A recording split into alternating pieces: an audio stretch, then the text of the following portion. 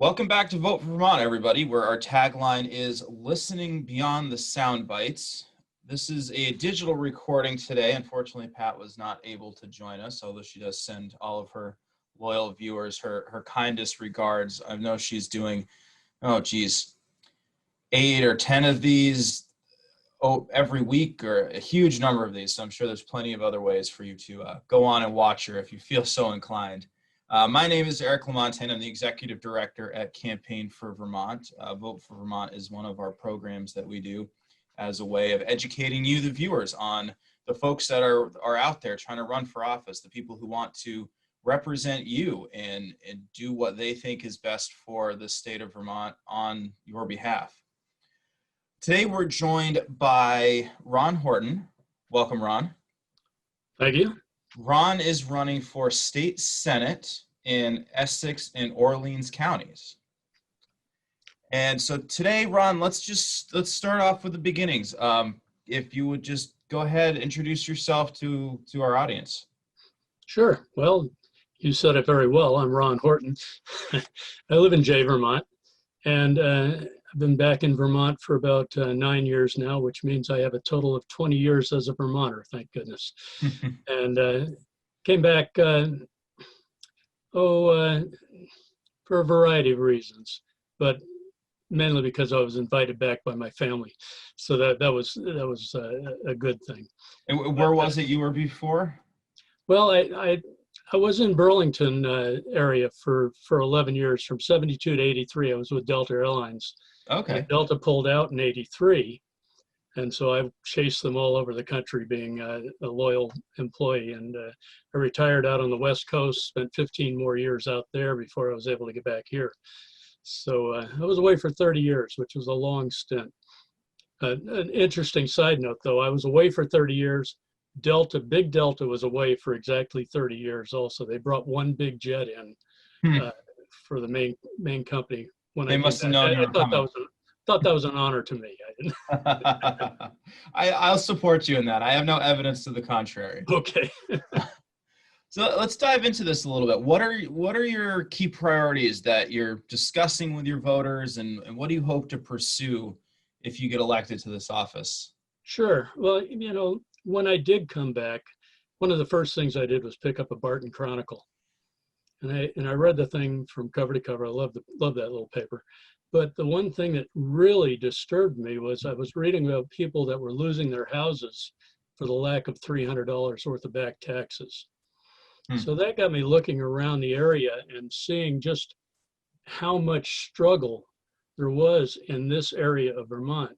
Now down in the Burlington area where I was before, it's pretty well taken care of. But it seems like rural Vermont is just a forgotten place in the world. And so my concerns started growing about everything I was seeing, from the poverty levels to the drug problems, to just the senior problems that we have up here. They're neglected, the houses are falling apart. And so eventually I just said, I just can't sit back and do nothing. I was retired, for crying out loud. I might as well do something. So let's see if I can help people. And so, my campaign is based on empathy for all that everybody is struggling with, and hopefully we can do some good. Excellent. Assuming you get elected, and being new to the legislature, what are some of the first things that you would try to accomplish, and maybe what are some of the committees that you would want to be a part of?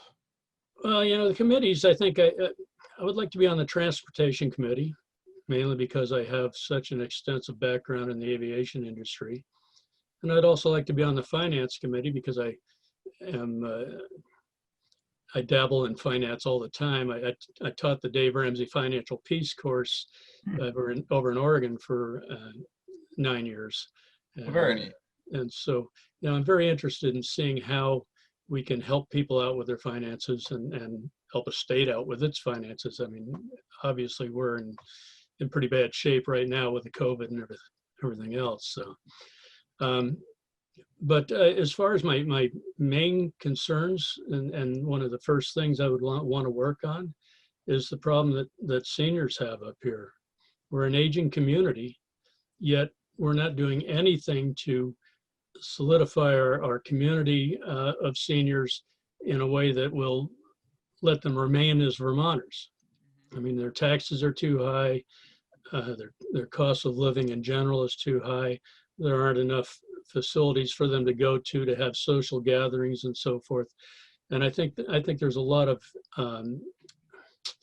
work we can put forward to improve that situation. One of the things I can see doing, and it's the first thing on my lit drop cards, is that I would like to see anyone 65 and older, or anyone with a restricting disability, have their taxes rolled back, their tax burden rolled back 2 years and frozen there for the rest of their lives. I also don't think we should be taxing any Social Security or any veterans benefits.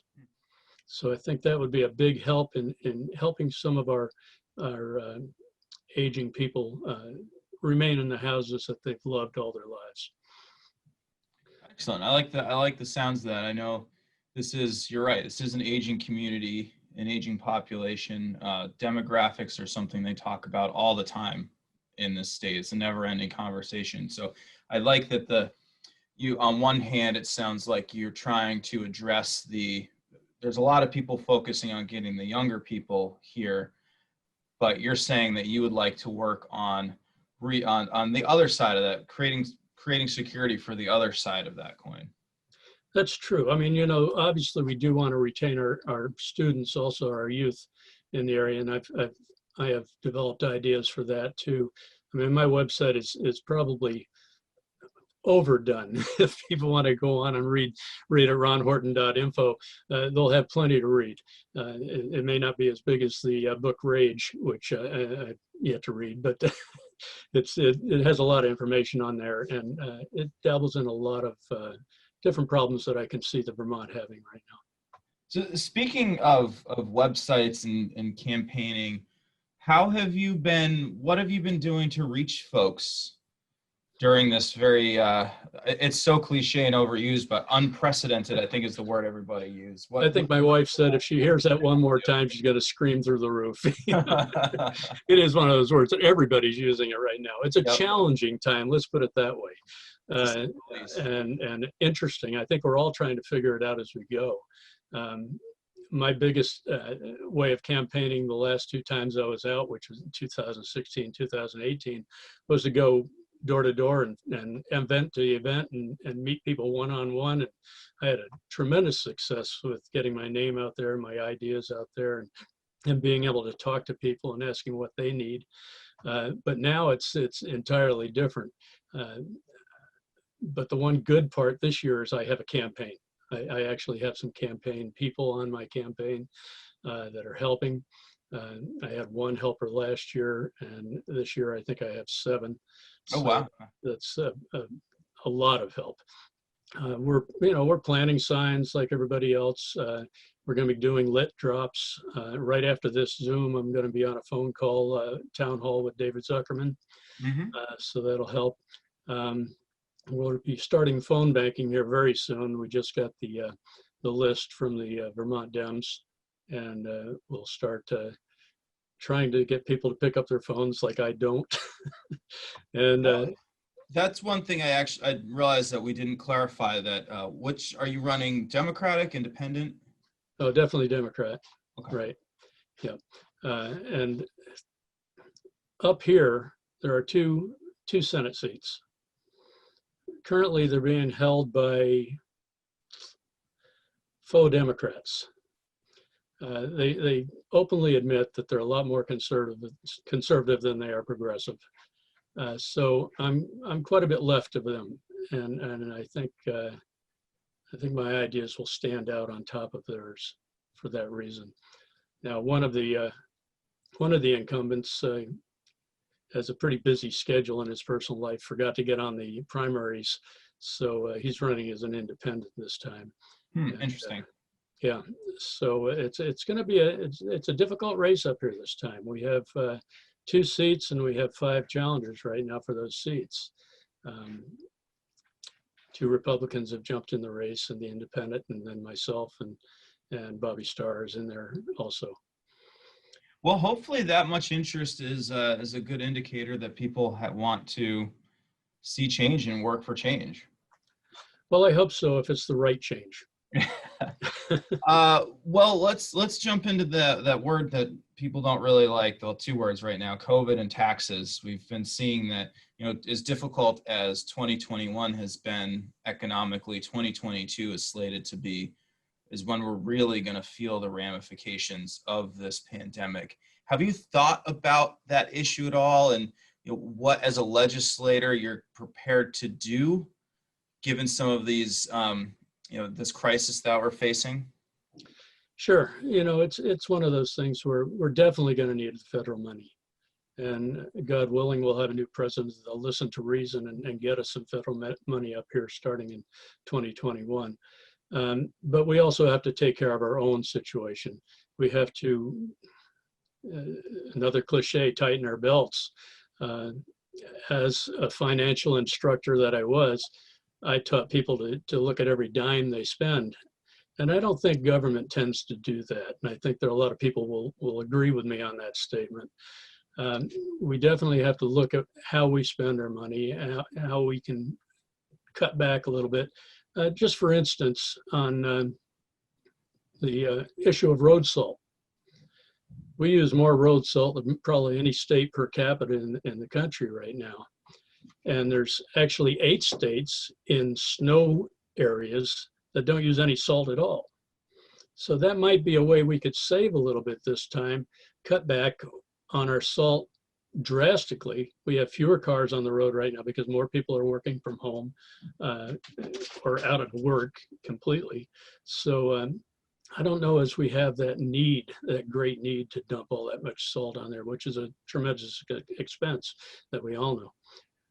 I also have other ways of increasing our revenues in this state that I think will help in a way that hasn't been tried before. Transportation is a big part of what we need in this rural Vermont. Right now, if you want to go anyplace, you better own a car. And if you try to get any new clean industries into the area, they're going to say, okay, great. How do we move our people and product? And you're going to say, well, I hope you own a car. So we need to fight for rural transportation. We need bus, we need rail, and we need airlines. We need actually our own airline. And this is a topic that raises some eyebrows because people don't understand the airline industry as well as I do. My late wife was a commuter pilot on the ground floor of about 5 different startup commuter airlines in northeast or northern Vermont, or northern New York, I'm sorry. And we were both involved with all the organizers of that development. And I think Vermont could be the first state that owns its own airline. And I've already given Governor Scott a business plan that shows how many millions of dollars we could generate by having our own commuter airline up here. And we could then say to these prospective companies, yeah, we have an airline, whatever you need. We've got freighter airplanes, we've got passenger airplanes, whatever you need, we can get your people out in and about and your products. Are you looking at as a way to leverage some of these state airports that we have scattered throughout the state? We have 17 airports that are underused. Newport has finally come up to the status of being able to accept commercial traffic immediately. But we have grass strips around the state that will accommodate Twin Otter airplanes that are twin engine grass strip type of airplanes. And we could turn these airports into commercial fields very easily. So they could feed into our major cities. And we could do this a lot cheaper up here than they can in Burlington. Burlington's expenses for that airport are tremendous. But if we moved our base of operation up to Newport, we could undercut any traffic out of Burlington by at least 50%.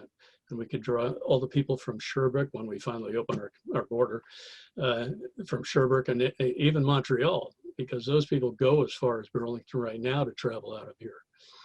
So I think there's a big demand for it.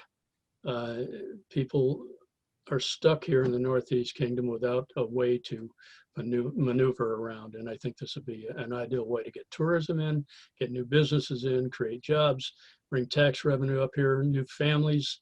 It'll be a big argument for broadband to be developed if we get companies up here. Well, that's awesome. That's certainly a good way of thinking outside the box. So I want to move on just because we are a little limited on time here. One of the things that Campaign for Vermont talks a lot about is our state liabilities. So this money that we know we're going to have to owe and that we're going to have to pay, such as our pension liabilities and our healthcare liabilities for state employees. We have the federal government has said that we have to meet certain water quality standards, which are going to cost a lot of money to reach. We have some of these commitments that we need to make in order to maintain education standards in the state. So putting in context all of these liabilities with the current economy and the future economy of the state, where do you stand on some of the ways that we might address that or take that into account? Well, pensions are pensions and they have to be protected. So I don't think we have any leeway in that whatsoever. But I do believe we have leeway in our healthcare costs, our insurance costs for workers of the state level. And I think we need to start putting more pressure on them to reduce those costs. Medicare for all is a great thing if we could ever get it. Doesn't look like it's going to happen in the next 4 years. Maybe later on, but we have room for negotiation, I think, on with the insurance and healthcare industry to bring down those costs. And again, the federal government is going to have to meet all the states halfway with this. There's just no way. This isn't our fault. This is nobody's fault, the COVID. It's probably one person's fault for not containing it, but it's one of those things that we have to address with the federal government. The money needs to come in. It's there. As soon as these tax cuts for the billionaires get retracted, there'll be a lot of money coming back into the system. And I think we can use some of that to help our financial problems. And that actually overlaps a little bit with what the next question I had was, which was the Governor Scott saying that the economy is not coming back quite as quickly as he had hoped for, I think as a lot of people had hoped for. So what are some of the things you would like to see happen?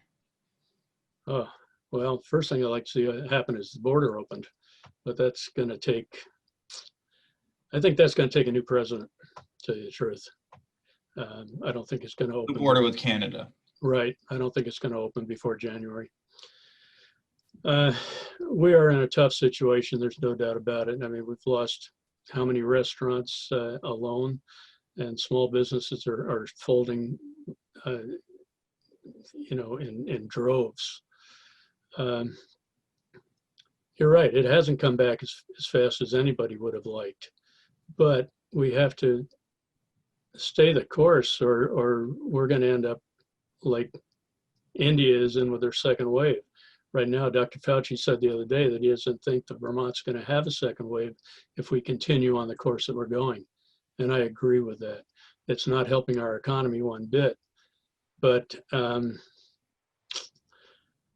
there again, that's a tough question to really have a ballpark answer for because there's so many variables. I think we need to tap into the federal money. We need to look at the way we spend locally, and hopefully we can, just waddle through this in a way that nobody can foresee right now. I don't know of any ideas out there that I completely agree with, and I just don't have the total answer that I would like to have. Right. So one of a strong area of interest that Campaign for Vermont works in is ethics, government ethics. We originally championed the legislation that created the laws that got the current ethics commission in place. Where do you stand on expanding the ethics commission and possibly putting in a code of ethics for Vermont legislatures that's in there, not just as a suggestion, kind of like it is now, barring criminal activity, but actually putting a code of ethics into statute for the state of Vermont? Okay, I'm going to get real political here. If nothing showed us the need for ethical politicians more than Donald Trump being in the presidency for the last 3.5 years, I don't know what will. I mean, everything about this administration right now is I don't think they know what ethics are. So yeah, we have to have ethical politicians. We have to have these laws in place. We have to have accountability. We can't just have suggestions. Anything that goes south of the border as far as legal or anything else needs to be addressed immediately. We can't have people reinstated after they've been removed for ethical violations. They should be banned from politics entirely, forever. So no, any efforts that can solidify or grow our ethical laws for politicians is a definite need. You know, it's hard to watch politicians, of which I've just become one, I guess, but I don't think like one, because I won't tell people what they want to hear. I'll tell people what I think they need to hear. And too many people are out there just saying things to get votes. And that in itself is not ethical as far as I'm concerned. So yeah, I applaud any efforts to bring more ethics accountability to government. Excellent. Let's see, we're got about 8 more minutes are here. I have a couple more questions. One being that right now things are very, they're up here. What's the word I'm looking for? There's a lot of unrest right now when it comes to racial equity in the state. We've been seeing these protests in Burlington that have been going on for I think about 3 weeks at the time of this recording. It's a very prominent political issue right now. What are some of your thoughts on this?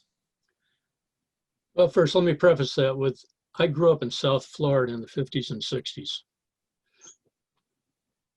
Worst race situation you could ever imagine down there. And right now I'm seeing the country fall back into the same type of situation, and it breaks my heart. Black lives do matter. They absolutely do matter. And I was thinking about this the other day and came up with an idea that's not fully developed, but I'll share it with you.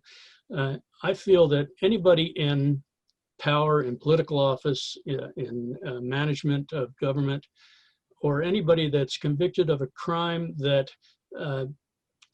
may show some type of racial improprieties should take a 6-week course taught by leaders of the activist groups that will show these people what it's like to walk in their shoes. There has to be some way. Education, I think, is key to solving our racial problems.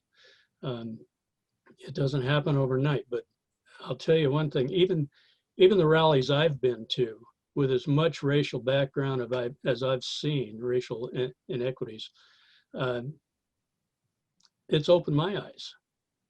I mean, just for instance, a Black family has to tell their 5-year-old, 6-year-old kid what to do if a policeman approaches them. How many white kids have to be told that? You know, so there's a lot, you know, people have to see this for themselves. They have to really drag it into their soul in order to change. I think there is a lot of denial that this problem exists here. I've heard that from multiple people throughout. Well, it's an instance here, it's an instance there, or that doesn't actually happen in Vermont. And as you said, taking taking the time to actually listen and look outside of what you think the world is to try to figure out what the world actually is would go a long way. Because as I said, yeah, I think people just don't believe that that exists here. Yeah. Well, I've heard that, since 72 when I first became a Vermonter. And yeah, they are in denial, and it has to be changed. I mean, we can't go on like this. The Black community can't go on like this. The communities of color or anybody that's different from pure white bread, can't go on like this. So last few minutes here, Ron, why don't you let's freestyle it for us a little bit. What is it that makes you think you're the best candidate for this position? What should people know about you? Why should they vote for you? Well, I will be there for all Vermonters. I see candidates that will push forward bills that benefit them in their own business endeavors or their own personal lives, and they hope that some of what they push for spills over into the general populace. I won't be that person. I'll be the person that will be putting forward ideas that are based on what I see as a general need of the whole state, and mainly the Northeast Kingdoms, which is really suffering. I'm a candidate that likes term limits, hard to push through with longtime members of Congress, I'm sure. I see the need for lower taxes. I'm a Democrat. That doesn't compute. I see the need for helping small businesses with tax relief for them. That sometimes doesn't compute as a Democrat. But I feel as a Democrat, you need to have empathy for everybody and every situation. And I think without bringing that type of thing into a campaign, into a platform, you're not being honest with yourself or anybody else. And I won't be the person that ever says, trust me, because I will not promise anything that I can't complete.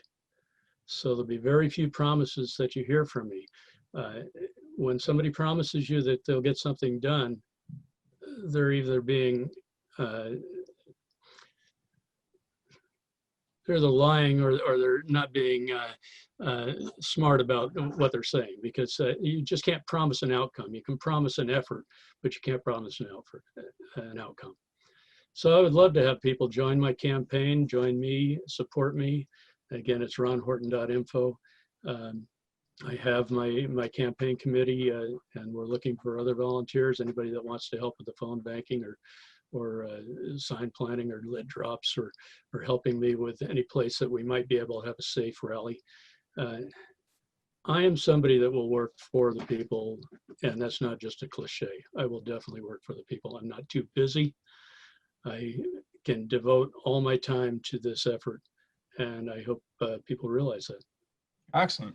Well, we do appreciate you taking the time, Ron. Thank you very much. And thank you to everybody else, everybody who tuned in to watch this today. If you know of anybody that we should have on this show, we have an open invitation to anybody from any party running for any state office. We would love to have you on. As I mentioned at the beginning of this, the goal of this show is to educate Vermonters about what their options are and who's out there looking to work for you. Again, my name is Eric Lamontaigne, and thank you for listening Beyond the Soundbites.